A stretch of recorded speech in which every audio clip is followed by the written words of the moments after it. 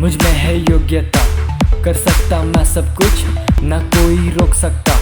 यीशु की मैं रचना, रचा उसके समान। कहने से थम जाते हैं ये आंधी और तूफान। झुकाऊं आसमां ये हिलाऊं हर पहाड़ में, चलूं मैं पानी पे भी यीशु में विश्वास से। खोलूं अंधों की आंखें, भरूं मुर्दों में सांसें। सुन लो सब कान वालों मेरी हर एक बातें।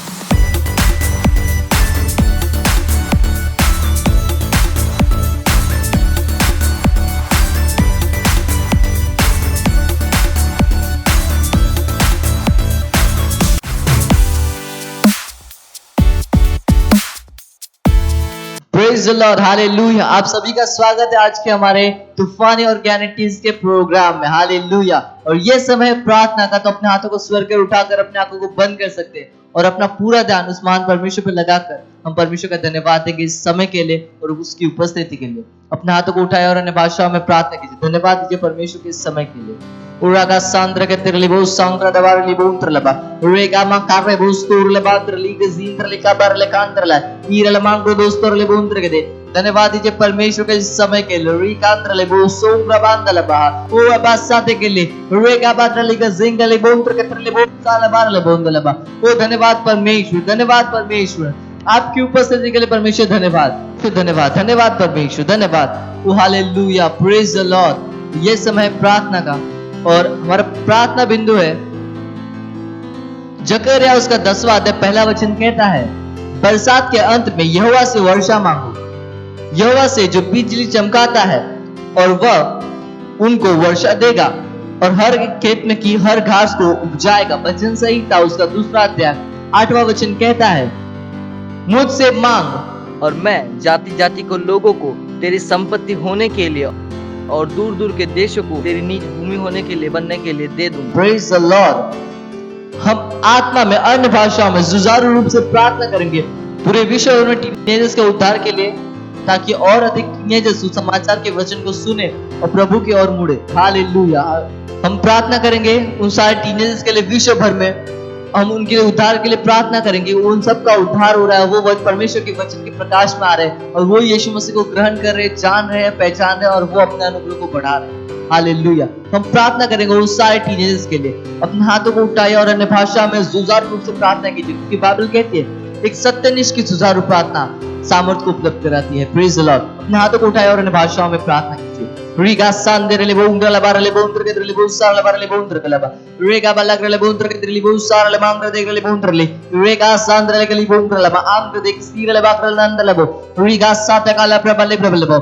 धन्यवाद दीजिए परमेश्वर को। रोबोंदलबा उन सारे टीनेजर्स के लिए। रेगा सांदलबा रोबोंदलबा रेगे बो सोंदल जो हमसे जुड़े हुए हैं। रेगा बा सांदल रोबोंदल रोबोंदलबा रेगा बा सोंदा का बारे का दे के जिया ला बाकरा दा मांदलो रेगा बा सांद्रली बो के द्रली बो ला बार ले बोंद्र के ले ओ बा जाकर ले बोंद्र के दबली ब्रह्मांडल बा रेगे बोंदलबा। विश्व भर में हर टीनेजर्स के उद्धार के लिए प्रार्थना कीजिए। हांगलबा उनका जीवन दूसरों के लिए एक आशीष के कारण यीशु मसीह के नाम में। हर टीनेजर्स परमेश्वर के दिव्य बुद्धि में काम कर रहे हैं यीशु मसीह के नाम में। हर टीनेजर्स परमेश्वर के वचन के प्रकाश में काम कर रहे हैं यीशु मसीह के नाम में। उठी बहुत सुंदर के लिए प्रले बोंदर के लिए प्रभु के बोंदलबा और बहुत से के बोंदलबा उठा मामा कार्याला कार्य बोंदल ले प्रभा सुंदलबा और बा सांदल के लिए बोंदलबा। धन्यवाद दीजिए परमेश्वर को हर टीनेजर्स के लिए। परमेश्वर धन्यवाद, परमेश्वर धन्यवाद, धन्यवाद परमेश्वर उन हर एक तक सुसमाचार पहुंचाने के लिए। परमेश्वर धन्यवाद, परमेश्वर धन्यवाद परमेश्वर उनके हृदय को खोलने के लिए। परमेश्वर उनके मस्तिष्क को खोलने के लिए। परमेश्वर धन्यवाद, परमेश्वर धन्यवाद, परमेश्वर धन्यवाद परमेश्वर। जैसे उनके तक सुसमाचार पहुंच रहे हैं परमेश्वर, वो सुसमाचार को ग्रहण कर रहे हैं और वो सुसमाचार को और तेजी से फैला रहे यीशु मसीह के नाम पे। धन्यवाद परमेश्वर, धन्यवाद, धन्यवाद परमेश्वर। आपके आत्मिक सेवकाई के लिए परमेश्वर धन्यवाद जो उनके साथ है। परमेश्वर धन्यवाद, परमेश्वर धन्यवाद। मुझे प्रार्थना प्रभु यीशु मसीह के नाम में करते हैं, आमीन। Hallelujah, praise the Lord. तो ये समय है परमेश्वर की स्तुति, उसकी आराधना करने का। तो हम अपने क्वायर का ताले के साथ स्वागत करेंगे। Praise the Lord, hallelujah. हमारा परमेश्वर के साथ एक रिश्ता है, एक राबता है। अपने हाथों को उठाएंगे और हम उसकी आराधना करेंगे। वो हमारा पिता है और हम उसके बेटे और बेटियां हैं। Praise the Lord. अपने हाथों को लहरा सकते हैं। और हमारी जिंदगी खूबसूरत है। खूबसूरत है जिंदगी संग तेरे ए मसीह, मकसद है तू मेरा और मंजिल है तू मेरी, सच्चे हो साथ तुम, दिया और बाती हम, जग के अंधेरे को कर देंगे रोशन। राबता राबता राबता तुझसे है राबता, आराधना करता रहूंगा। राबता राबता तुझसे है राबता, आराधना करता रहूंगा। सजदा तेरा सजदा तेरा सजदा तेरा ओ यीशुआ। अपने हाथों उठा के कहिए सजदा तेरा सजदा तेरा सजदा तेरा ओ यीशुआ। वो मार्ग है, वो सत्य है और वो जीवन है। सत्य है तू, जीवन है तू ओ यीशु। मार्ग है, मार्ग है तू, सत्य है तू, जीवन है तू यीशु। मार्ग है तू, सत्य है तू, जीवन है तू यीशु। मार्ग है तू, सत्य है तू, जीवन है तू यीशु। अपने हाथों को उठा के राबता राबता तुझसे है राबता, आराधना करता रहूंगा। राबता राबता तुझसे है राबता, आराधना करता रहूंगा। सजदा तेरा सजदा तेरा सजदा तेरा ओ यीशुआ। सजदा तेरा सजदा तेरा सजदा तेरा ओ यीशुआ। वो मुझ में रहता है, मुझ में है तू, ए पाक रूह, जीवन जल रोटी तू। मुझ में है तू, ए पाक रूह, जीवन जल यीशु। मुझ में है तू, ए पाक रूह, जीवन जल रोटी तू। मुझ में है तू, ए पाक रूह, जीवन जल यीशु। राबता राबता तुझसे है राबता, आराधना करता रहूंगा। अपने हाथों को लहराइए राबता राबता तुझसे है राबता, आराधना करता रहूंगा। सजदा तेरा सजदा तेरा सजदा तेरा ओ यीशुआ। सजदा तेरा सजदा तेरा सजदा तेरा ओ यीशुआ। वो महिमा के योग्य है, सजदा तेरा वो हमारी आराधना के योग्य है, वो हमारी प्रशंसा के योग्य है। वो हमारा पिता और हम उसके बच्चे हैं। हमारा उसके साथ एक राबता है। हालेलुया, ओ जीसस, ओ Yeshua. Praise the Lord, hallelujah.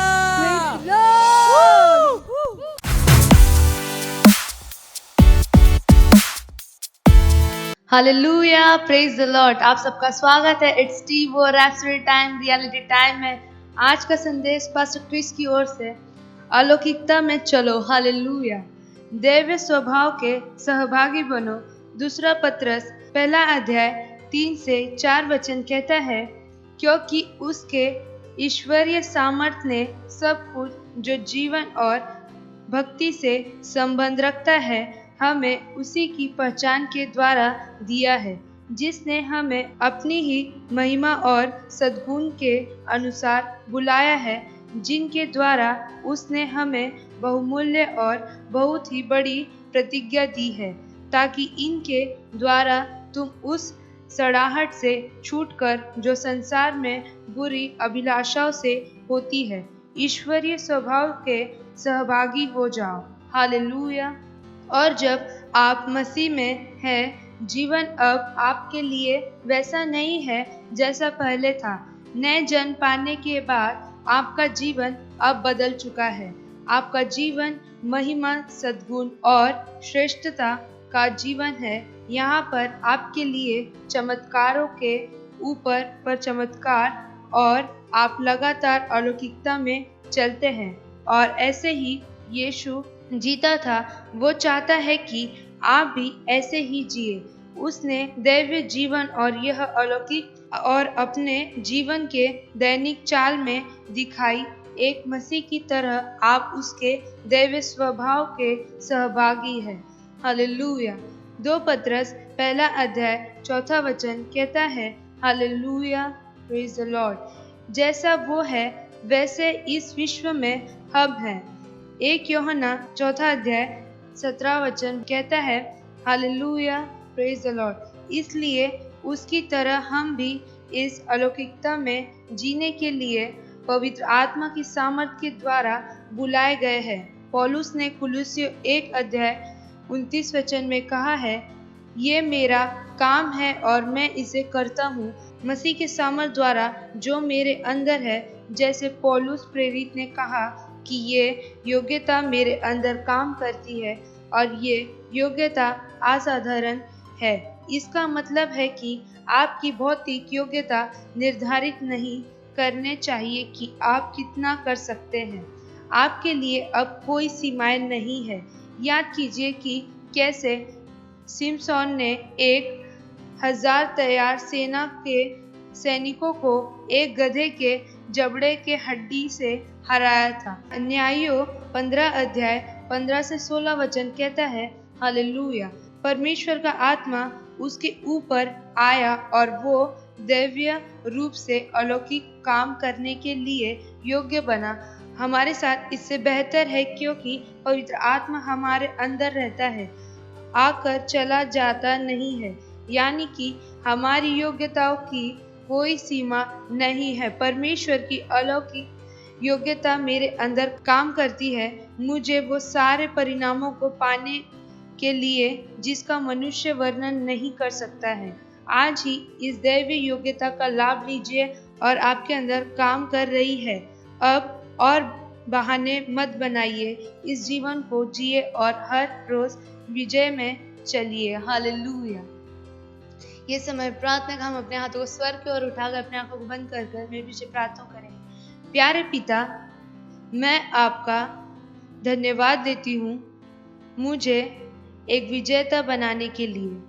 मेरी आत्मा, मेरा प्राण, मेरा शरीर आपके वचनों की प्रभुता में है और आपके आत्मा के प्रभाव में है। आपकी सत्यनिष्ठा मेरे द्वारा आज दिखती है। मैं मसीह जीवन दिखाती हूँ और हर परिस्थितियों के ऊपर राज्य करती हूँ और विजय में चलती हूँ। यीशु मसीह के नाम में आमेन। Hallelujah, praise the Lord. ये समय हमारा एक्शन पॉइंट जाने का, तो हमारा आज का एक्शन पॉइंट है, स्वामी के इन वचनों पर मनन कीजिए जो यूहन्ना 10:10 में लिखा है, चोर किसी और काम के लिए नहीं परंतु केवल चोरी करने और घात करने और नष्ट करने को आता है।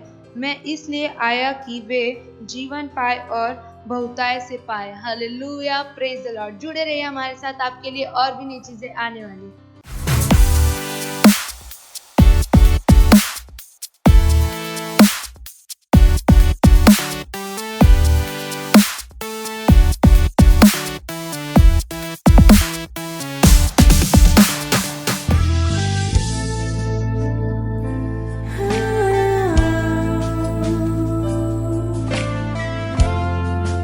Holy Spirit, be with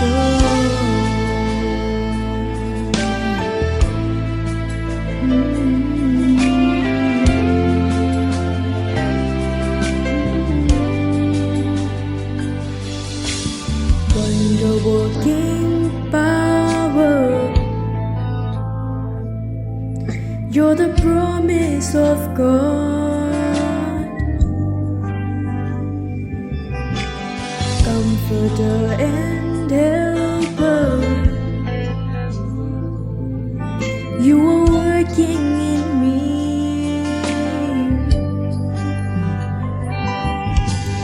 Wonder-working power, you're the promise of God. You're the promise of God. Comforter and helper, comforter and helper, you are working in me. You are working in me. Oh,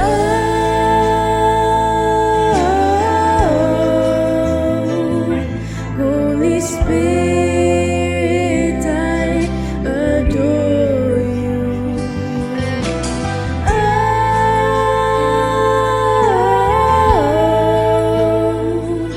Holy Spirit, I adore you.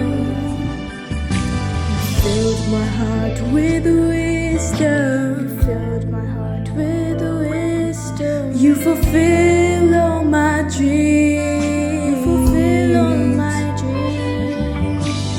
You're my heart desire. You inspire me to do. You inspire me to do. You fill my heart with wisdom. You fulfill all my dreams. You're my heart desire. You inspire me to do.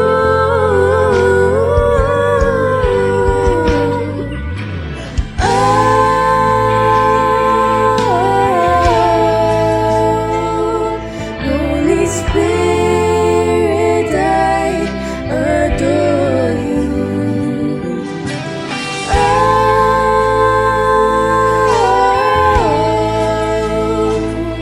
Holy Spirit, I adore you. Your presence strengthens me, peace of mind and joy. Your presence is like water, refreshing my life. Your presence strengthens me, peace of mind and joy. Your presence is like water, refreshing my life. Your presence strengthens me, peace of mind and joy. Your presence is like water, refreshing my life. Your presence strengthens me, peace of mind and joy. Your presence is like water, refreshing my life. Holy Spirit, I adore you. Holy Spirit, I adore your holy name. Holy Spirit, I adore you. Holy Spirit, I adore your holy name. Holy Spirit, I adore you. Holy Spirit, I adore your holy name.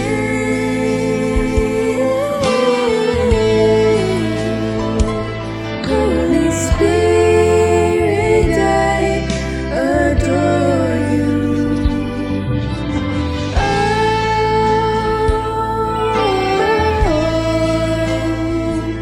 Holy Spirit, I adore you.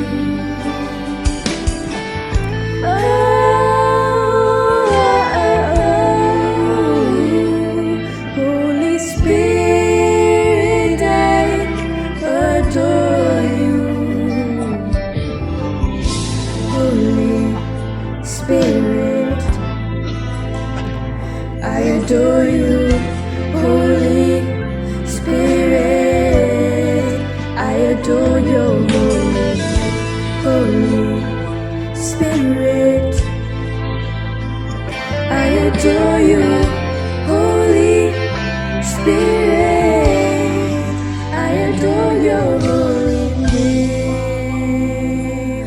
Oh,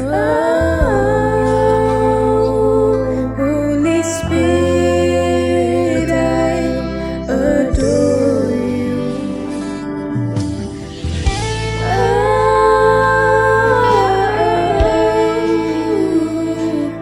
Holy Spirit, I adore you.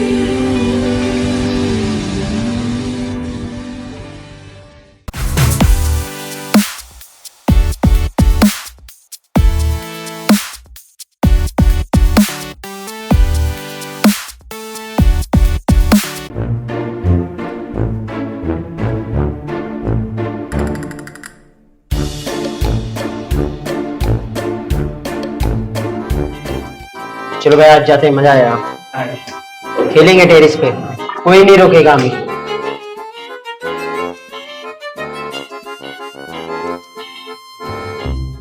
भाई ये Covid क्यों आया पता नहीं। भाई मैं बाहर खेला था, पुलिस वाला आया, बहुत मारा। अरे इसीलिए तो टेरिस है ना हमारा। अभी अभी कोई पुलिस वाला नहीं आएगा यहाँ पर। हमें कुछ खेलेंगे, अभी मजा करेंगे हम लोग।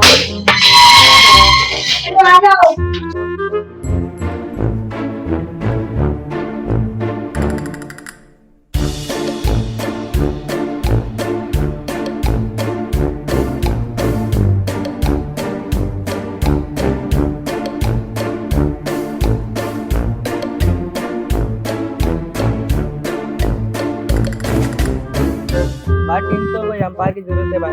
हाँ यार वो तो है बनेगा नहीं भाई। वो एक अंकल दिख रहे, उसको लेंगे क्या? अंकल, ओ अंकल सुनिए। देखिए हम लोग क्रिकेट खेल रहे हैं, एक की कमी है तो आप पूरा कर दीजिए। मैं क्या करूं? एम्पायर बन जाइए हमारे। पैसा कितना दोगे? 50 दे देंगे, 50 तो मैं दूंगा, बोलो। और आप खा लेना। 50 रुपए देना। सब ने पूरा टीम मिल के। सब लोग 50-50 दो। अरे मैं दे दूंगा, इन लोग के पास नहीं है तो। अरे भाई देखो ना यार, तो आप तो अंकल इतने बड़े हो, समझो थोड़े थोड़ा। हो गया तुम। चलो हम लोग वड़ा पाव खिला देंगे। हाँ एक एक्स्ट्रा वड़ा पाव ले लो। 50 और एक वड़ा पाव बोलो। अभी मंजूर है? चलो चलो चलो चलो आज। अरे चलो, अरे चलो उड़ाइए उड़ाइए। ये भाई क्या कर रहा है, क्या कर रहा है? तू जो मेरा 10 रुपया लिया था ना पहले, वो कितना? तू मैं नहीं दूंगा, मेरे को भी दे देना। क्यों मैं नहीं दूंगा? क्यों बाद में देगा ना पक्का? हाँ आपका कौन सा है? आपका क्या है? क्या बात? आप क्या लेने वाले, बैटिंग या बॉलिंग? बैटिंग नहीं है, बैटिंग बहुत लंबा बॉलिंग है। बोल दो।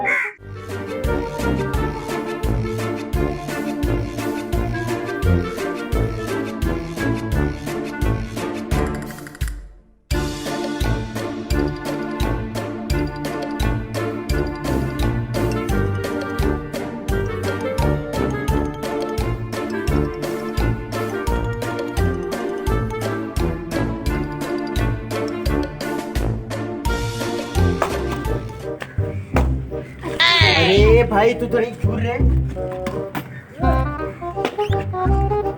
अच्छे से कीपिंग मैं कर रहा हूँ, तू खड़े हो। मैं कहीं तू कर अच्छे से कीपिंग कर। मस्ती मत करा, रुक मेरे को फोकस कर। अभी रुक।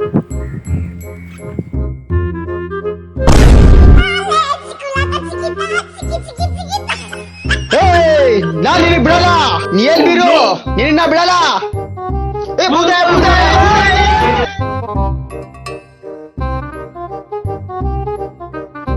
शांत हो जाओ यीशु के नाम में।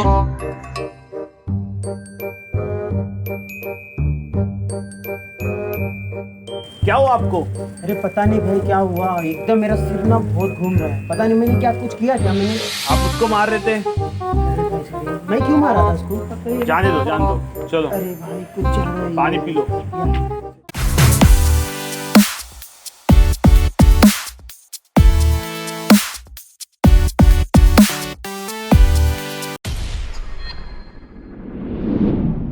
को 2 मिनट में आता हूँ।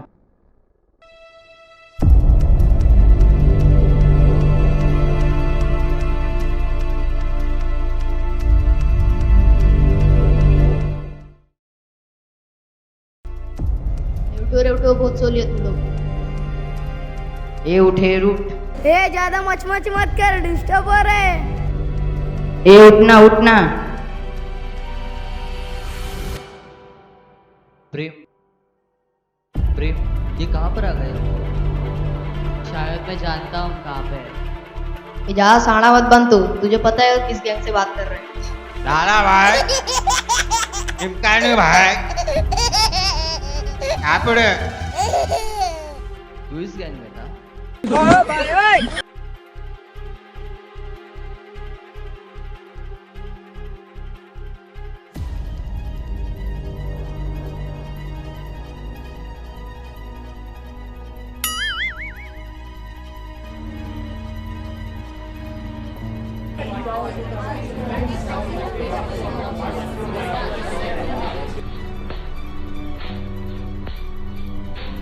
ए सिल्वेस्टर, ज्यादा शाना मत बन।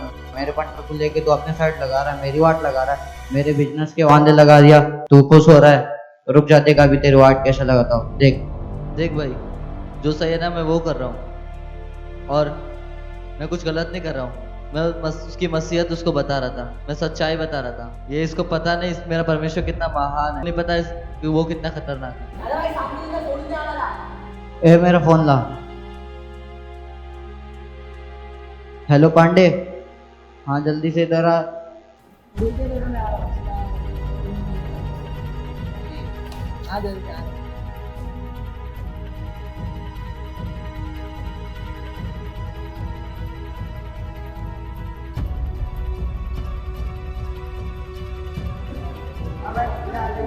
ये बहुत चमचागिरी करता है।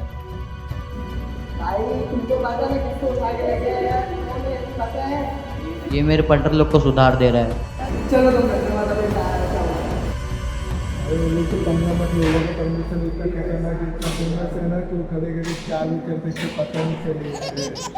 मेरा पैसा खाता और जाके इन लोग की चमचागिरी करता। चल तेरे को ही बांधता है, ये बांध रहे इसको, ये बांधो रे बांधो। अरे गलत है, तुम लोग समझ लो, उन लोग का परमेश्वर तुम लोग को छोड़ेंगे नहीं। ए हाथ खोल रहे इसका।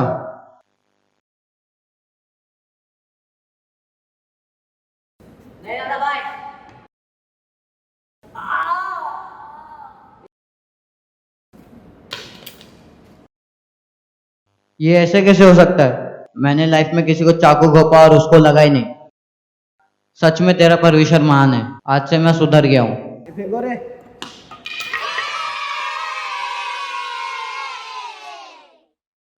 हेलो फ्रेंड्स, तो जैसे कि आप सबने देखा कि हमें सुसमाचार के साथ भी तैयारी करना है, और ये साल हमारा तैयारी का है, तो हमें सुसमाचार के लिए निर्भीक रूप से खड़े होना है और सुसमाचार का प्रचार करना है निर्भीकता पूर्वक। हालेलुया।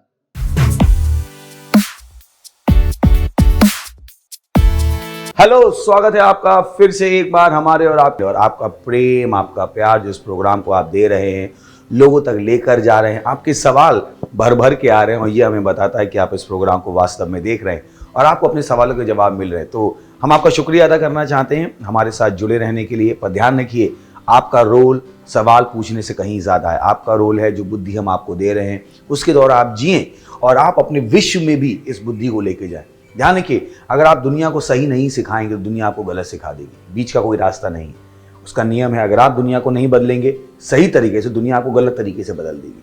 तो अगर आप एक टीनेजर हैं, जिस दुनिया में आप जी रहे हैं, मैं उस दुनिया से जी के आ चुका हूँ, मैं टीनेजर नहीं हूँ, और मुझे विश्वास है कि ये सारी चीज़ें आपकी हेल्प करेंगी ताकि आप अपने विश्व को बेहतर बना पाओ। ध्यान रखिए, सफलता गाड़ियों में नहीं है, सफलता बैंक बैलेंस में नहीं है। सफलता है कि आप विश्व को विवश कर दो कि वो आपकी तरह सोचे। सफलता है जब आप विश्व को उस इन्वेस्टमेंट के द्वारा बदलो जो आपने अपने आप में किया है। सफलता है कि विश्व को बेहतर बनाना, जैसा आपने उसको पाया था उससे ज़्यादा बेहतर बनाना। ये सब सफलता के मापदंड हैं। क्योंकि बहुत सी बार लोगों के सवाल हो सकते हैं कि सफलता, सच्ची सफलता क्या है। तो मैंने आपको सच्ची सफलता के विषय में भी बता दिया कि सच्ची सफलता किस विषय में है। तो हम अपने सवालों जवाबों का सिलसिला शुरू करने वाले हैं। फिर से मेरे पास सेट पर हैं, लेफ्ट में है अंकुर। स्वागत है आपका। Thank you so much sir. और आज अंकुर बहुत ही अच्छे लग रहे हैं। वैसे तो हमेशा अच्छे लगते हैं, पर आज और ज़्यादा ताज़े तरोतीन लग रहे हैं। Thank you. यहाँ पर हैं Kevin. Thank you so much sir. और केविन भी बहुत ताज़े लग रहे हैं और हम आपके साथ एक और ताज़ा एपिसोड लेके आए हैं ताज़े सवालों के साथ। तो हम शुरू करेंगे। Okay, thank you sir. आज का हमारा पहला सवाल है, how to take right decision in life.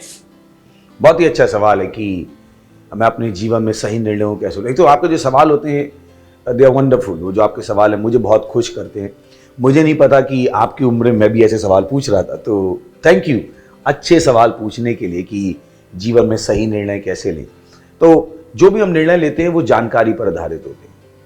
तो अगर आपको सही निर्णय लेने हैं तो आपको सही जानकारी लेनी पड़ेगी, क्योंकि हमारे निर्णय जानकारी पर आधारित। जैसे अगर आप हमारा प्रोग्राम देख रहे हैं और कोई आपको बता दे कि एक बुलडोज़र आपके घर के ऊपर चढ़ने आ रहा है, तो आप प्रोग्राम छोड़ के उसको देखने जाओगे, यानी आपने एक निर्णय ले लिया होगा। और वो निर्णय किस पर आधारित है? उस जानकारी पर जो आपके पास आ रही है। तो जब हम सही निर्णय लेने की बात करते हैं तो आपके सबसे बड़ी चीज़ हो जाती है कि आप सही जानकारी लो। और यही कारण है कि आपको हर जानकारी को चेक करना है जो आपके पास आती है।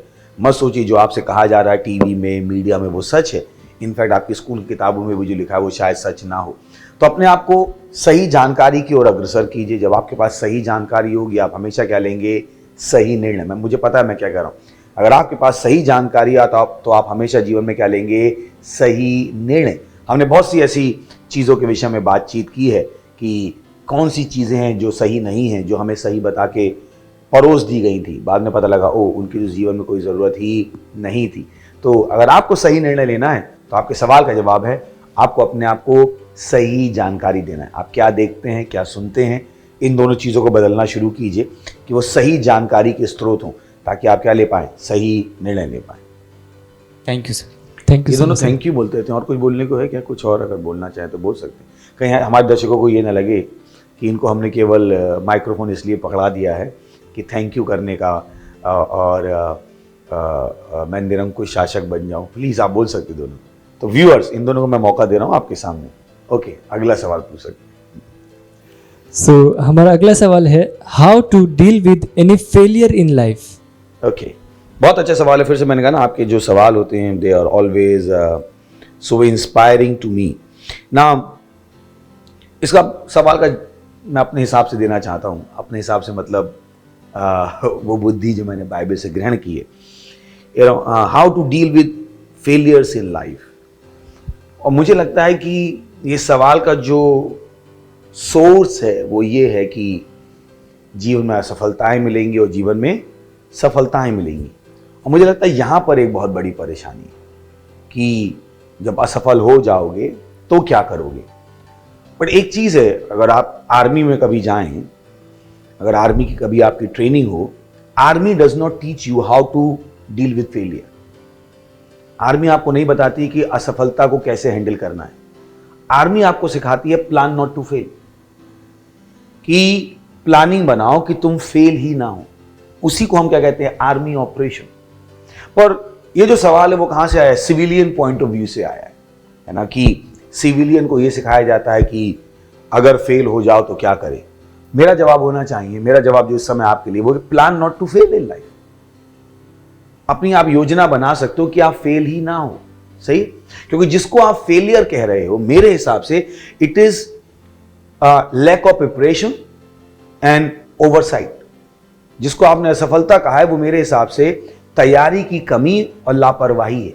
जिसको आपने असफलता कहा, मेरे हिसाब से वो असफलता नहीं। तो मुझे नहीं पता असफलता से कैसे डील करना है। मुझे नहीं पता असफलता से कैसे डील करना है, क्योंकि मुझे नहीं लगता मैं असफल हुआ हूं। अगर वो चीज़ सफल नहीं हुई तो इसका मतलब है मैंने जितनी तैयारी करनी चाहिए थी उतनी नहीं की, मैं असफल नहीं हुआ। तो ये सोचना कि वो जीवन में जब असफल हो जाएंगे तो क्या करना, तो उसकी जगह आप ये सोच सकते हो कि how plan not to fail. Plan not to fail in that is bigger thing. ये बेहतर होगा इसके बजाय ये सोचना कि मैं जीवन में जब असफल हो जाऊं तो मैं क्या करूं। तो मेरी एडवाइस आपको है plan not to fail. Planning कीजिए कि फेल ना हो। और उसके लिए आपको क्या करना पड़ेगा? ढंग से तैयारी करनी पड़ेगी। आपको पूरा डिलीजेंस वहां पे दिखाना पड़ेगा। क्योंकि बहुत सी बार लोग कहते हैं मुझे जो कुछ पता था मैंने कर लिया। मैंने कि वास्तव में वास्तव में जो कुछ पता था वो कर लिया नहीं। अगर आप कभी भाभा एटॉमिक सेंटर में जाएंगे, अगर उनका रॉकेट उड़ने में असफल हो जाता है तो वो क्या कहते हैं? अरे ये इस पर हमने ध्यान नहीं दिया था। वो ही नहीं कहते हम असफल हो गए, वो कहते हैं हमने इस पर ध्यान नहीं था, इस फैक्टर को हमने काउंट नहीं किया था। तो ये मैं आपको बता रहा हूँ बड़े लेवल पे, पर छोटे लेवल पे ऐसी बातें होती नहीं है। लोगों को यही सिखा दी जाता है जीवन में असफलता भी है, जीवन में सफलता भी है, पर यही सारे के सारे नियम क्या होते हैं, बदल जाते हैं। Praise the Lord. पायलट को ये सिखाया जाता है कि फेल मत हो, सही है ना। पायलट को सिखाया, आप नहीं चाहते हैं कि एक पायलट को प्लेन उड़ाना ना आता हो, एक ड्राइवर को ट्रेन चलानी ना आती हो, तो हम उनको ट्रेन करते हैं। उनको जब ड्राइविंग लाइसेंस भी दिया जाता है तो उनको अच्छे से प्लेन तैयारी करके दिया जाता है। उनको चढ़ाई पे ले जाते हैं, वहाँ पे ब्रेक और क्लच के थ्रू देखते हैं कि उन्हें ढंग से चलानी आती भी है या नहीं आती। So they are not telling them कि जब असफल हो जाओ तो क्या करो। तो जीवन में जो हमारी तैयारी है वो क्या होनी चाहिए कि हम असफल ही कैसे ना हो। तो जब आप अच्छे से तैयारी करोगे तो जब आप फेलियर इसको कह रहे हो, वो फेलियर नहीं है, वो क्या है, लैक ऑफ प्रिपरेशन है, लैक ऑफ डिलीजेंस है। आपने पूरा ध्यान नहीं दिया, आपने पूरी तैयारी नहीं की। जैसे कोई एग्जाम में फेल हो गया, उसको पता है वो फेल नहीं हुआ, एक्चुअली उसने तैयारी नहीं की। अगर तैयारी करोगे तो फेल होने का चांस क्या है, जीरो, कोई चांस ही नहीं। तैयारी के बाद फेल होने का कोई चांस नहीं। Praise the Lord. हाँ, वो तैयारी किस लेवल की है वो डिसाइड करेगी, सही है ना। तो ये मेरा जवाब होगा आपके लिए। अगला सवाल है, मैं शादी नहीं करना चाहती पर मेरी मम्मी का कहना है कि हर लड़की को शादी करके जाना ही होता है। मेरे घर में मैं अकेली हूँ जो उनको देखे। मेरी मम्मी को लकवा मारा है तो हमेशा बिस्तर पे पड़ी रहती हैं, इसलिए मैं उसे छोड़ना नहीं चाहती। मैं सही हूँ या गलत, और मैं क्या करूँ? बहुत अच्छा सवाल है ये, बहुत सौ के पास होता है। तो शादी एक व्यक्तिगत निर्णय है। ये आप डिसाइड करते हो कि आपको शादी करनी है या नहीं करनी है। इसके पीछे बाइबल का कोई ऐसा रूल नहीं है कि बहुत से लोग कहते हैं, बाइबल कहती है कि परमेश्वर ने आदम को बनाया और फिर हवा को बनाया, वो सहभागिता के लिए बनाया, क्योंकि उस समय और कोई था ही नहीं। आप ध्यान रखिए, पहले तो जब हम बात करते हैं कि उसने हवा को क्यों बनाया, क्योंकि उस समय पुरुष वास्तव में अकेला था। उस समय दुनिया में दूसरी कोई सृष्टि थी ही नहीं, बाकी लोग जानवर थे, पशु पक्षी थे। तो जब लोग कहते हैं कि ओ परमेश्वर ने मनुष्य को बनाया और फिर महिला को बनाया, पर वो भूल गए कि उस समय सृष्टि में था क्या, अकेला आदम। तो यहाँ से बहुत से लोगों ने अपनी बुद्धि दिखानी शुरू की है कि नहीं, शादी करनी क्या है, ज़रूरी है। शादी आपका व्यक्तिगत निर्णय है, व्यक्तिगत निर्णय। जब आपको लगता है आप तैयार हो, क्योंकि शादी के लिए सही कारण होना बहुत ज़रूरी है। अगर आपके पास सही कारण नहीं है तो शादी करके भी कोई फ़ायदा नहीं होने वाला है। तो यहाँ पर आप बिल्कुल मुक्त हैं अपना निर्णय लेने के लिए। और जैसे मैंने कहा, मम्मी भी अपना उत्तरदायित्व पूरा करे, तो मम्मी भी गलत नहीं है। मम्मी आपसे इसलिए शायद कह रही हो कि ऐसा ना हो कि उसकी बीमारी की वजह से अगर आप शादी करना भी चाहती हो तो ना करो। तो आप समझिए उनकी स्थिति क्या है, उनकी सोच क्या है कि मेरी बीमारी की वजह से मेरी बच्ची की ज़िंदगी ख़राब ना हो जाए। तो आप भी सही हैं, आपकी मम्मी भी सही है। तो वो जब कह रही है शादी करो तो वो सही है, और जब आप कह रहे हो नहीं करो आप भी सही हो। तो दोनों लोग सही हैं, बस दोनों का अपना देखने का क्या है, नज़रिया है। कुछ कहना चाहते हैं क्या? कुछ भी नहीं। आई थिंक उनकी मम्मी इसलिए भी कह रही होंगी कि हो सकता है उनको कोई बोलता हो कि आपकी लड़की बड़ी हो गई है, इसलिए करने के लिए मे बी उनको प्रेशर आता हो, मे बी ये भी कारण हो सकता है। ये भी कारण हो सकता है कि मम्मी पे प्रेशर हो कि तू अपने चक्कर में अपनी लड़की की ज़िंदगी खराब कर रही है, तू अपना सोच रही है, उसका नहीं सोच रही है। तो आप भी सही हैं, मम्मी भी सही है, समाज भी सही है, सब सही है। आप अपना निर्णय लेने के लिए क्या है, स्वतंत्र हैं। चलिए अगला सवाल। थैंक यू कुछ बोलने के लिए। Thank you. सो हमारा अगला सवाल है, हाउ टू बी हाइटेड और gate special attention in group. Again बहुत ही अच्छा सवाल है कि मैं अपनी लंबाई कैसे बढ़ाऊं और ग्रुप में स्पेशल अटेंशन कैसे पाऊं। बहुत अच्छा सवाल है। अटेंशन एक ऐसी चीज़ है जो हर इंसान को चाहिए। मैं भी चाहता हूँ परमेश्वर मुझ पर ध्यान दे, पत्नी भी चाहती है पति उस पर ध्यान दे। तो अटेंशन पाने की इच्छा करना गलत नहीं है। बहुत से लोग कहते हैं why do you want to get attention, that's human nature, वो मानवीय स्वभाव है। परमेश्वर को भी ध्यान चाहिए ना, बाइबल भी कहती है परमेश्वर को हमारा ध्यान चाहिए।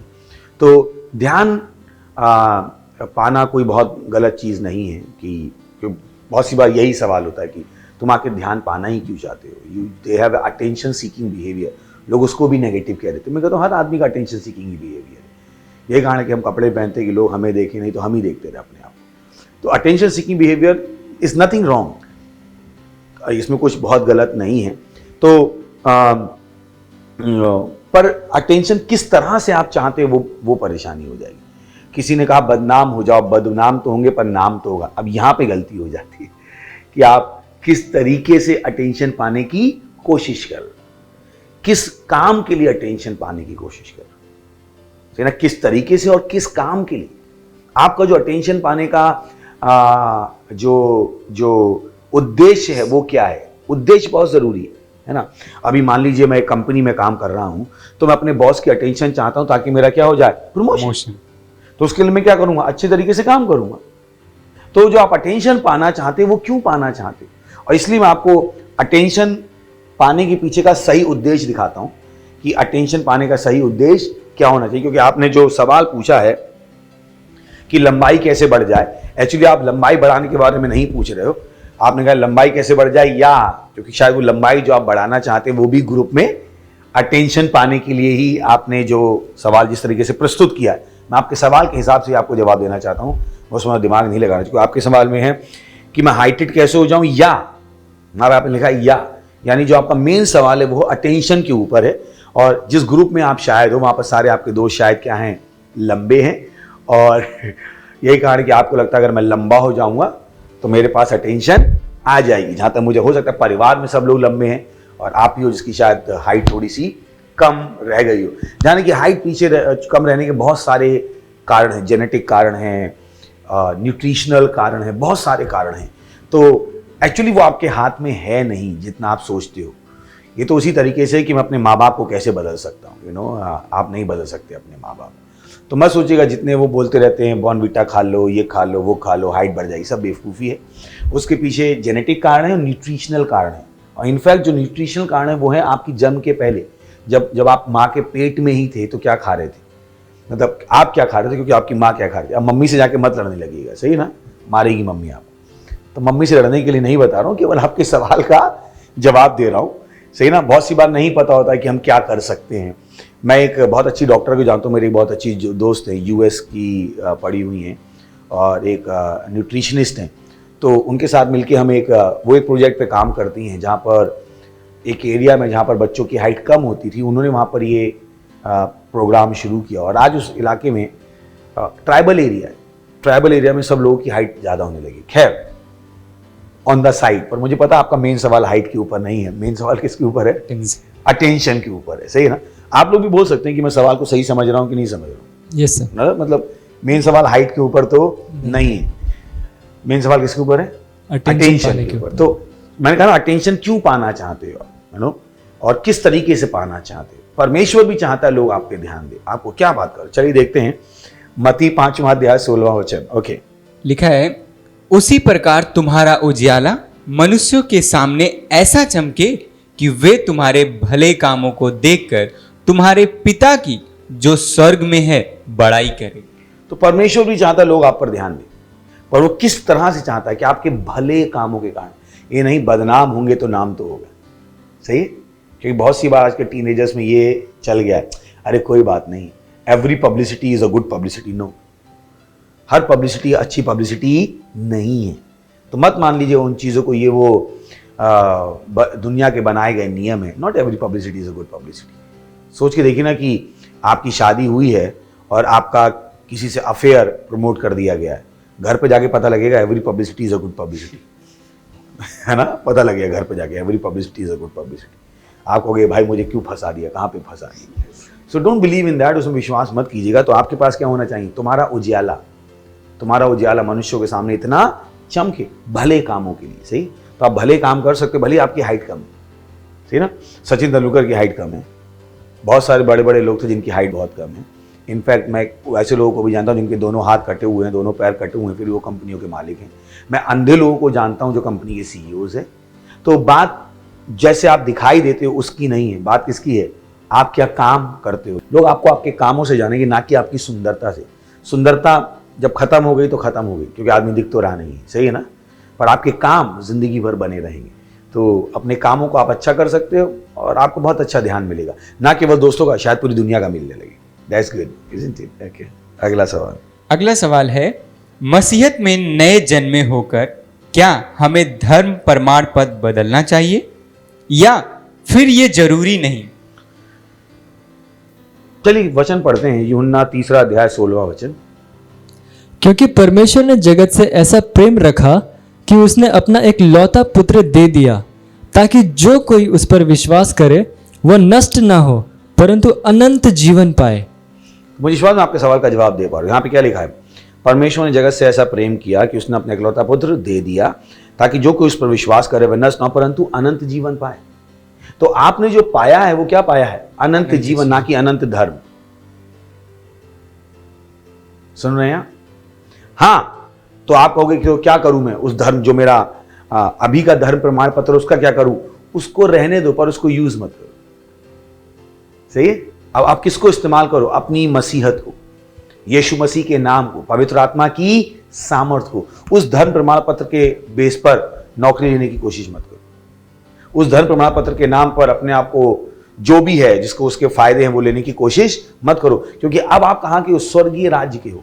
आपके पास जो आशीषें हैं वो उस धर्म प्रमाण पत्र की आशीषों से कहीं ज्यादा है। ध्यान है कि बाइबल कहती है उसने हमें मसीह में सारी आत्मिक आशीषों से आशीष कर दिया। तो आपका धर्म आपको जो सो कॉल्ड बेनिफिट दे पा रहा है, आपकी जाति, अनुसूचित जनजाति या किसी भी वजह से, उससे कहीं ज्यादा किस में मिल गया? आपको अनंत जीवन में मिल गया, आपको सारी आशीषें मिल गई। समझा पाया मैं अपनी बात? तो आपको उस धर्म प्रमाण पत्र को बदलने की जरूरत नहीं है, पर उसी के साथ उसको इस्तेमाल करने की भी जरूरत नहीं है, ताकि आप बड़ी आशीषों में जा सको। ध्यान रखिए, बाइबल कहती है अनुग्रह से हमारा उद्धार हुआ, ना कि कामों से। तो हमें उसकी जरूरत नहीं है, क्योंकि अब हमारे पास क्या है? हम एक यीशु मसीह के साथ क्या है? संगी वारिस हैं। Praise the Lord, hallelujah. हम सारे विश्व के स्वामी हैं, हालेलुया। तो मैं क्यों 5 रुपए के चावल की लाइन लगाऊं? मैं नहीं लगाना चाहता। मैं क्यों 5 रुपए के चावल का बेनिफिट लूं? नहीं। बाइबल कहती है स्वर्ग के पक्षियों को देखो, ना तो वो बोते हैं ना वो काटते हैं, फिर भी तुम्हारा स्वर्गीय पिता उन्हें खिलाता है। तो अगर स्वर्गीय पिता उन्हें अच्छा खाना खिला सकता है, तो मैं क्यों वो धर्म प्रमाण पत्र के नाम पे 5 रुपए का घटिया चावल के लिए लाइन में लगूं? नहीं लगना है मुझे। मैं अपने उस अधिकार को इस्तेमाल करना चाहता हूं, उस विरासत को इस्तेमाल करना चाहता हूं जो परमेश्वर से मैंने ग्रहण की है। सही है? Thank you. सो हमारा अगला सवाल है, क्या महिला कलीसिया की पास्टर हो सकती है? बाइबल इसके विषय में क्या कहती है? ओके, अगर आप ये सवाल पूछें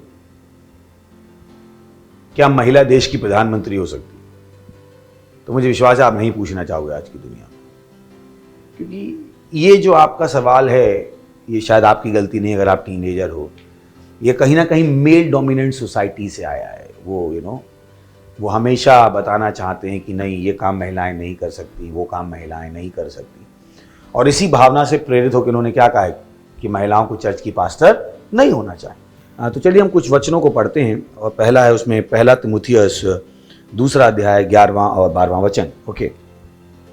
और स्त्री को चुपचाप पूरी अधीनता में सीखना चाहिए, और मैं कहता हूं कि स्त्री ना उपदेश करे और ना पुरुष पर आज्ञा चलाए, परंतु चुपचाप रहे।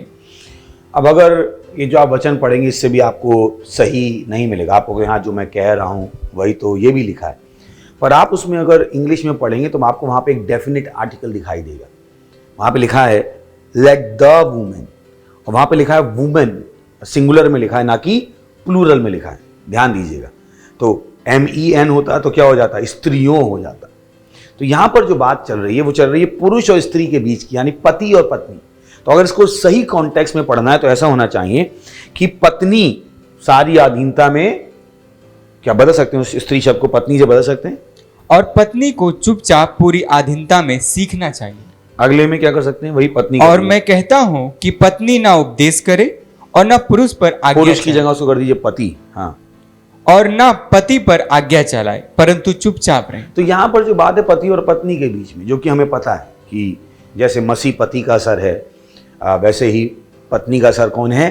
पति। इसमें कहीं भी नहीं लिखा है औरतें, जनरलाइज नहीं किया है उसने।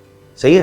फिर आप कहोगे और क्या सपोर्ट है? आप तो एक ही वचन का सपोर्ट दे रहे हो। फिर बाइबल बताती है, योएल भविष्यवक्ता ने क्या कहा कि मैं अंत के समय में अपना आत्मा सब मनुष्यों पर होने दूंगा, तुम्हारे पुत्र और तुम्हारी पुत्रियां भविष्यवाणी करेंगी। सिंपल। तो मत कहिएगा वो ऐसा नहीं हो सकता। किसने कहा आपसे नहीं हो सकता? दबोरा, बाइबल बताती है, दबोरा के बारे में बाइबल बताती है कि वो क्या थी? एक भविष्यद्वक्ता नहीं थी। फिर आपको पढ़ेंगे, अगर आप पढ़ेंगे प्रिस्किला के बारे में, प्रिस्किला चर्च की पास्टर थी।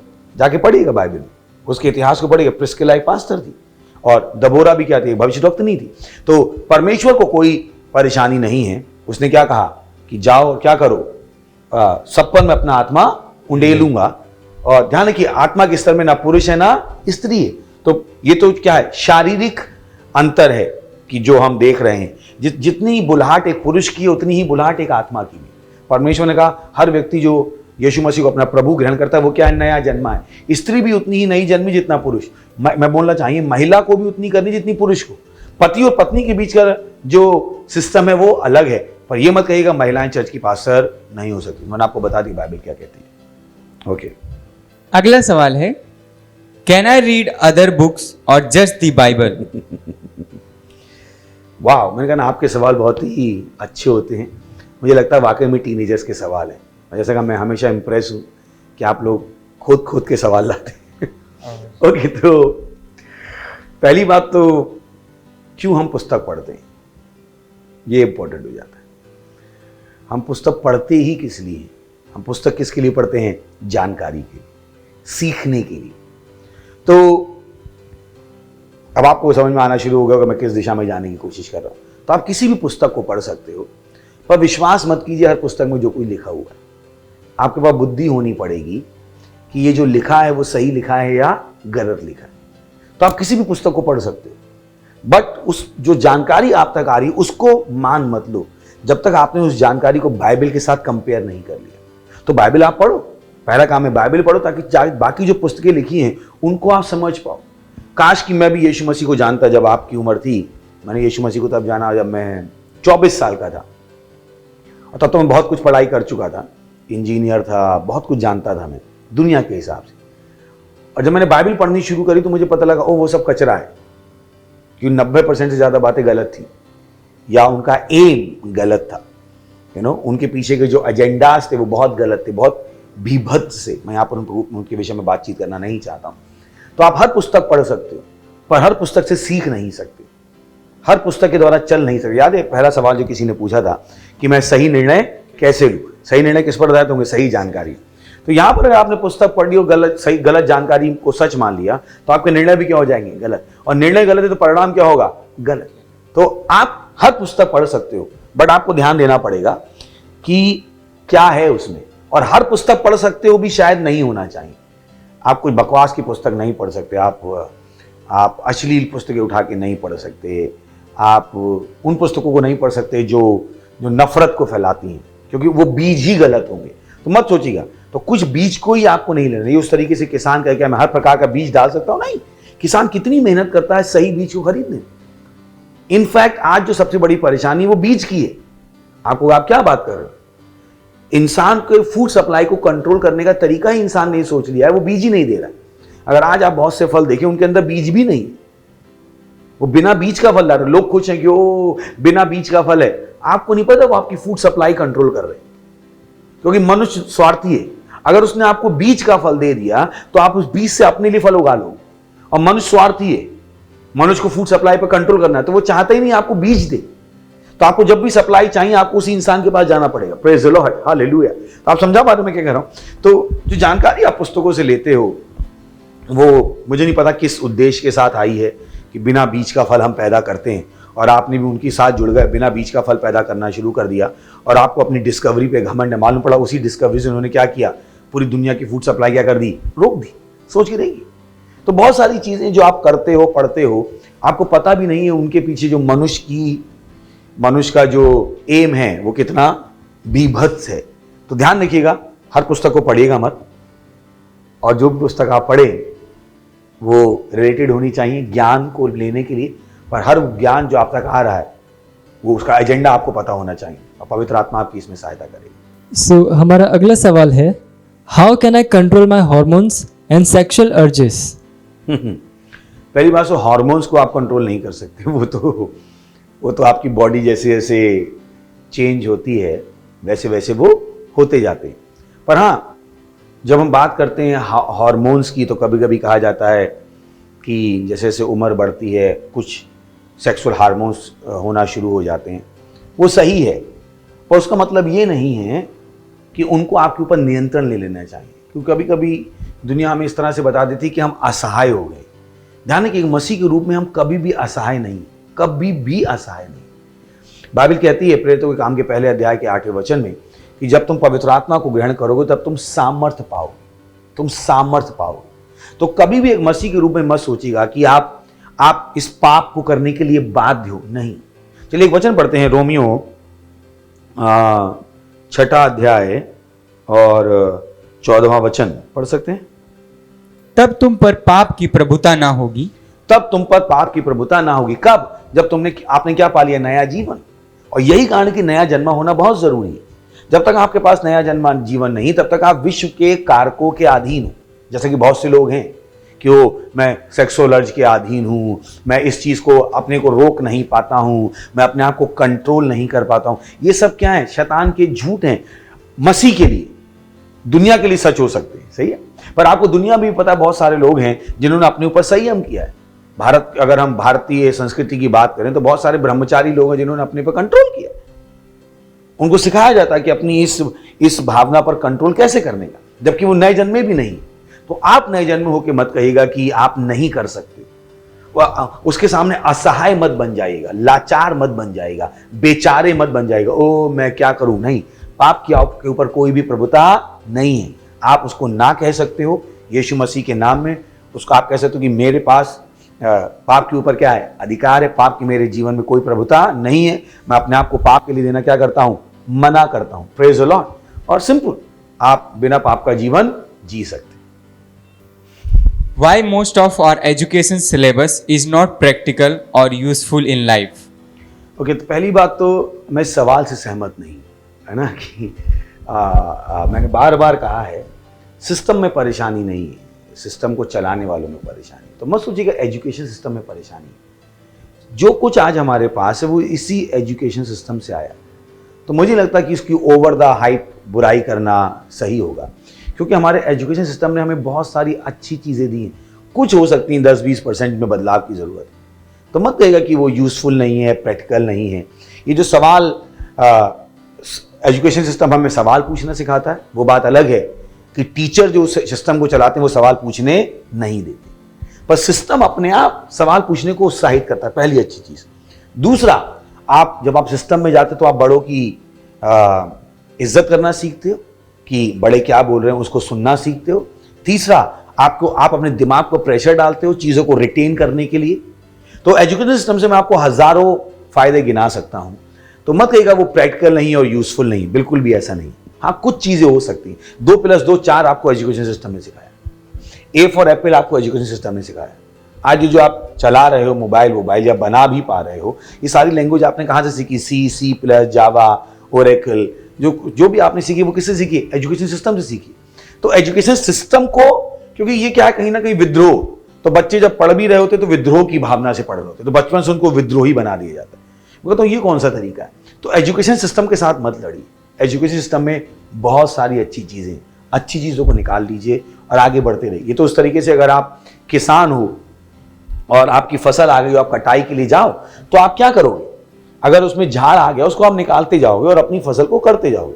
तो एजुकेशन सिस्टम में अगर आपको गलतियां मिलती भी हैं, जो मुझे नहीं लगता बहुत सारी हैं, कुछ को छोड़ के,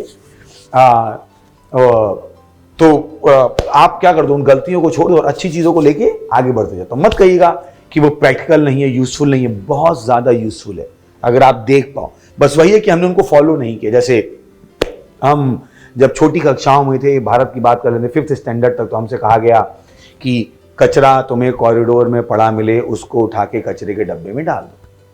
सही है, पर यही सिस्टम हमने जब कॉलेज में चले गए बंद कर दिया। सोच के देखिए, तो अच्छा सिस्टम शुरू किया था, पर क्योंकि उस सिस्टम के पीछे की खूबसूरती नहीं पता थी, हमने उसको फॉलो अप नहीं किया। तो हमने 5th तक बच्चों को सिखाया कचरा मिले डाल दो। 5th में मुझे पता हम सब झाड़ू लेके ग्राउंड में जाते थे, कचरा उठाते नहीं था। Yes sir. ये दोनों पता नहीं स्कूल गए क्या? दोनों यस कचरा नहीं उठाते थे। ऐसा कौन है जो कचरा उठा के नहीं आया स्कूल में? स्कूल में दिन होते थे कि जाओ कचरा उठाओ। हाँ, आफ्टर जैसे लंच होता है, लंच के बाद सारे बच्चे खाए रहते, तो इधर उधर फेंके रहते। तो जब लंच के बाद जो टीचर आता है वो जाके बोलता है कि जितना कचरा है तो इकट्ठा। तो पर कॉलेज में बच्चे को लगना अरे नहीं अब तो हम खा के यूं ही फेंक सकते हैं, ये परेशानी हुई। तो प्रैक्टिकल है, यूजफुल है। सोचिए देखिए, अब वही हम स्वच्छ भारत अभियान के थ्रू करने की कोशिश कर रहे हैं। जो हम एजुकेशन सिस्टम से अचीव कर सकते थे। आज हम उन्हें सिखाना पड़ रहा है, थूको मत, ये मत करो। क्यों? क्योंकि हमने 5th तक उन्हें अच्छी चीज़ें सिखाई, उसके बाद उनका फॉलो अप नहीं किया। तो मत कहिए प्रैक्टिकल नहीं, यूजफुल नहीं। बहुत सारी चीज़ें जो प्रैक्टिकल और यूजफुल हैं, बट वही है सिस्टम को जो चला रहे हैं, अगर उनके पास बुद्धि हो तो कि ये चीज़ें हमने क्यों करनी शुरू की थी और उनको कैसे फॉलो अप करना था। मुझे विश्वास है मैं आपके सवाल का जवाब दे पा रहा हूँ। Okay, yes sir. सर यहाँ पे मैं कुछ कहना चाहूँगा कि एग्जैक्टली सही कह रहे हैं, क्योंकि जब मैं 4th स्टैंडर्ड में था तो मुझे भी इसी तरीके से जब हमें सिखाया गया था क्लास में, तो हम लोग सारे स्टूडेंट्स मिलके पूरे क्लास को साफ़ करते थे। टीचर्स के आने के पहले बोर्ड साफ़ किया करते थे। और वहाँ से एक चीज़ मेरे अंदर आज भी है कि वही एजुकेशन सिस्टम से कि आज भी हम बाहर कुछ कूड़ा नहीं फेंकते। तो ये वहीं से आई है जो हम आज भी फॉलो कर रहे हैं। और बहुत सारे लोग हैं जो नहीं कर रहे हैं, वहाँ पे जैसा आपने कहा कि उनका फॉलोअप नहीं लिया गया। तो कुछ बच्चे ऐसे होते हैं कि अभी हो गए हैं कि मतलब अरे साफ़ सफाई करे क्या होगा, किसका भला होगा, यानी कि दूसरों की चीज़ों पे वो उतना ध्यान नहीं देते। वो कहते हैं कि हाँ। सो मत कहिएगा एजुकेशन सिस्टम में परेशानी है और अपने अंदर विद्रोह भर लीजिएगा और पढ़ाई लिखाई से मना कर दीजिएगा, ऐसा बिल्कुल भी मत कीजिएगा। चलिए अगले सवाल पर जाते हैं, शायद हमारा आज का आखिरी सवाल है। ओके, हाँ, हमारा आखिरी सवाल है, लोगों को हम कैसे समझाएं कि मसीहत एक धर्म नहीं है। ब्यूटीफुल।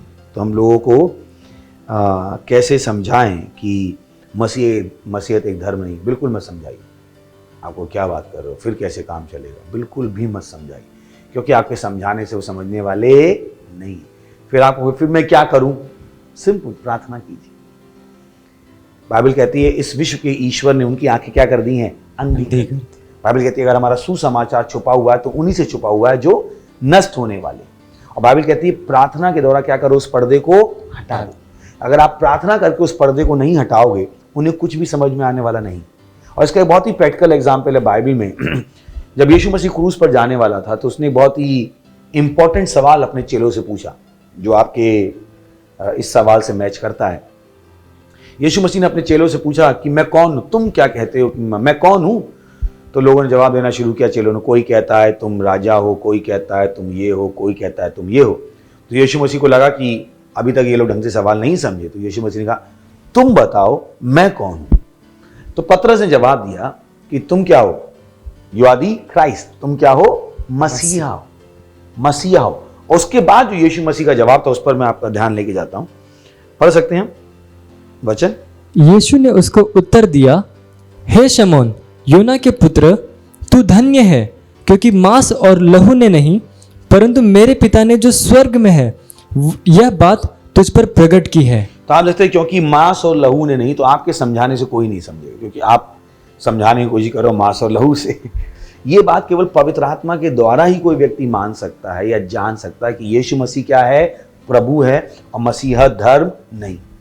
यही कारण कि हम धर्म नहीं, क्योंकि हम मनुष्य की ठग की विद्या और चतुराई की बातों पर निर्भर ही नहीं, क्योंकि हमें पता है इससे कुछ होने वाला नहीं है जब तक पवित्र आत्मा हमारी सहायता ना करे। यही कारण कि हम प्रार्थना करते हैं कि पवित्र आत्मा उनको पाप, न्याय और धर्म के विषय में क्या कर रहा है? निरुत्तर कर रहा है। पवित्र आत्मा उनको यीशु मसीह की सच्चाई को दिखा रहा है। ये वो प्रार्थनाएं हैं जिससे आप लोगों को बता पाएंगे कि मसीहत एक धर्म नहीं। सही है? तो मुझे विश्वास है कि हम आपके सवालों के उचित उत्तर दे पाए, और उसके बाद भी अगर आप संतुष्ट नहीं हैं, हमारे नंबर स्क्रीन पर हैं। हमें आपसे दोबारा बातचीत करके आपको और समझाने में कोई भी तकलीफ नहीं होगी। बने रहिएगा इस प्रोग्राम में, बहुत सारी चीजें अभी भी बाकी हैं।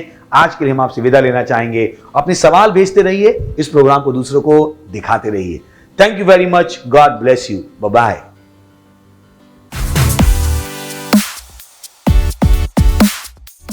हेलो दोस्तों, स्वागत है आपका इस महत्वपूर्ण सेगमेंट पे। हमारे तूफानी और ज्ञानी दोस्तों का हम स्वागत करते हैं। ध्यान है कि तूफानी होना बहुत अच्छी बात है, पर तूफानी के साथ ज्ञानी होना भी बहुत बड़ी बात है। और ज्ञान आपके पास तब तक नहीं आता है जब तक यीशु मसीह आपके पास नहीं आता है। तो आप जो भी हो, आपके अंदर जो टैलेंट है, उसके बाद अगर आप स्वर्ग न जाओ तो उस टैलेंट का कोई फायदा नहीं है। यह आपके पास मौका है कि आप स्वर्ग जा सकते हैं, और स्वर्ग जाने के लिए ज़्यादा कुछ करने की ज़रूरत नहीं है। केवल यीशु मसीह को अपने प्रभु और उद्धारकर्ता के रूप में ग्रहण करने की ज़रूरत है। तो आइए मेरे साथ ये प्रार्थना कीजिएगा, अपनी आंखों को बंद कीजिएगा और इस प्रार्थना को अपने मुंह से बोलिएगा, अपने दिल में विश्वास करके, और आप स्वर्ग के अपने रास्ते पर होंगे। प्रार्थना करेंगे, मेरे पीछे बोलिएगा, हे प्यारे पिता,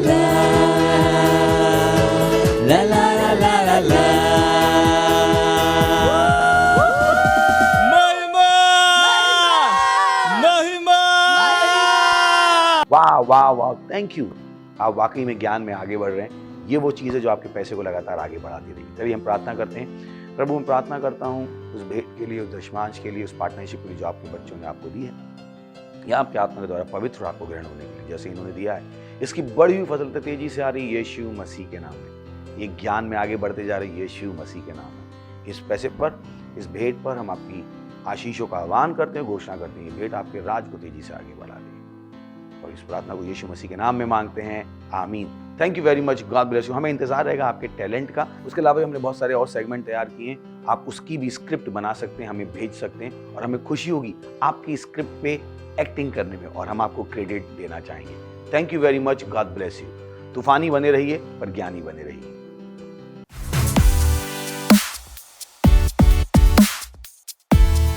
ये समय है एक्शन पॉइंट्स का अनाउंसमेंट कि मुझे पता है कि आप टीनेजर है, तो आप कुछ करना चाहते हैं, आप बैठना नहीं चाहते, तो आपके लिए बहुत अच्छे अच्छे काम है, प्रभु के काम है। आप हमारे साथ जुड़ सकते हैं।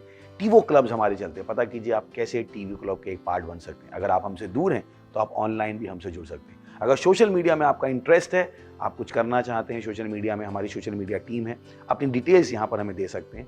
हमारा लिंक यहाँ पर होगा लीडरशिप फॉर्म का, जिसको आप भर सकते हैं और हमारे साथ एक लीडर बन सकते हैं और परमेश्वर के लिए बड़े प्रभाव को पैदा कर सकते हैं।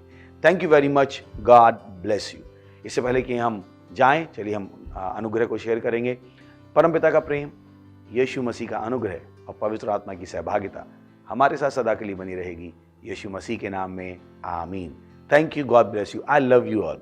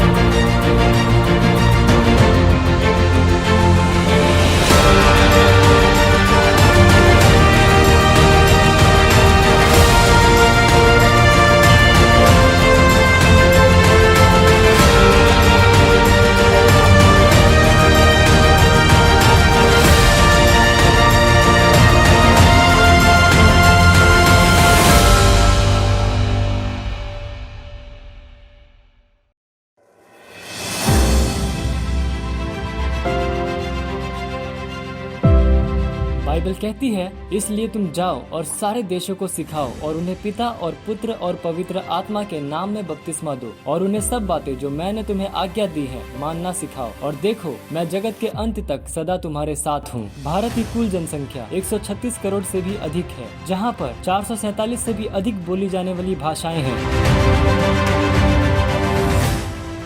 31 मई 2021 तक हम पूरे भारत में 10 लाख वास्तविकता संग्रह की प्रतियां बांट रहे हैं और भारत के हर जिले में 200 वास्तविकता संग्रह की प्रतियां बांट रहे हैं। भारत की 20 से भी अधिक भाषाओं में हिंदी, मराठी, इंग्लिश, गुजराती, तेलुगु, तमिल, कन्नड़ा, पंजाबी, बंगाली, अस्सामी, मलयालम, कोंकणी, ओडिया, राठवी बरेली, डोंगरी, मणिपुरी, नागामीज, मिजो, घरवाली, Chhattisgarhi.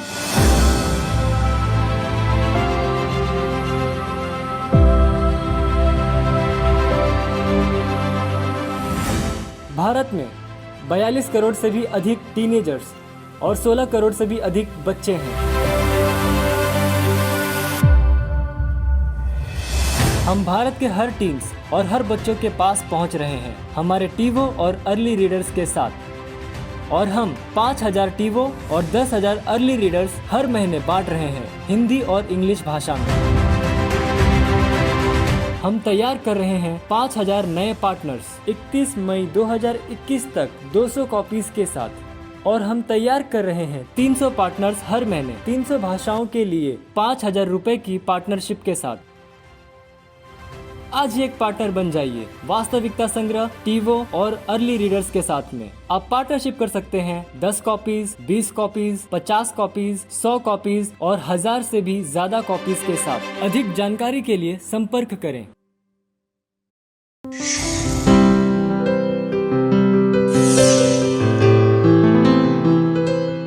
subscribe to our channel, hit the bell icon, like, comment and share. Thank you and God bless you.